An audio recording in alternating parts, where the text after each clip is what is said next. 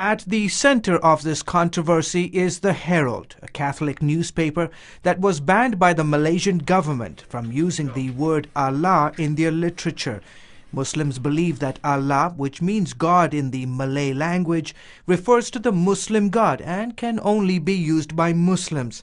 But the Herald's editor said the case was an affront to religious freedom. You tell somebody of another faith that you can't use the word to worship, then where are we going to? Is there another word that we can use which is in the language for God? There is none. So he appealed, and on December 31st, a Malaysian court overturned the ban. We asked for justice and we gained this justice. Within hours of the court's ruling, Muslim groups took to the streets of the capital city, Kuala Lumpur, protesting the overturning of the Allah ban. We as the Muslims, we respect the Christians. We prefer them to respect us too. And now it has led to this. Muslims have firebombed or vandalized 9 churches, setting off a wave of panic among Malaysia's minorities. This is a despicable act of cowardice, of hatred.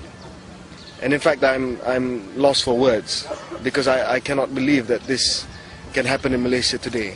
Christians make up around 9% of the population in this majority Muslim nation, and some are now accusing them of using the word Allah to try and convert Muslims. The Malaysian constitution guarantees freedom of religion, but today non-Muslims fear those freedoms are being curtailed by powerful forces who want to turn Malaysia into an Islamic state.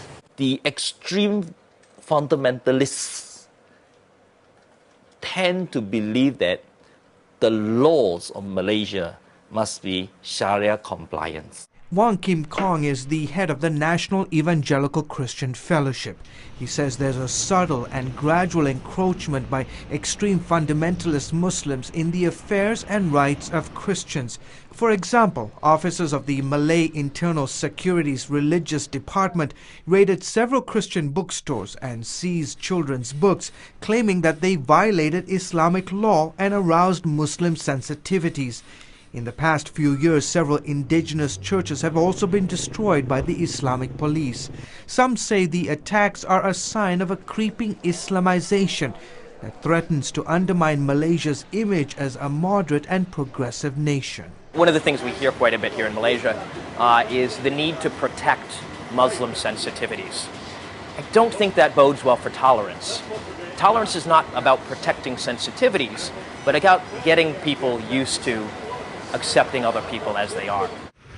The Malaysian government says the situation is under control and has promised to maintain the country's religious diversity. George Thomas, CBN News.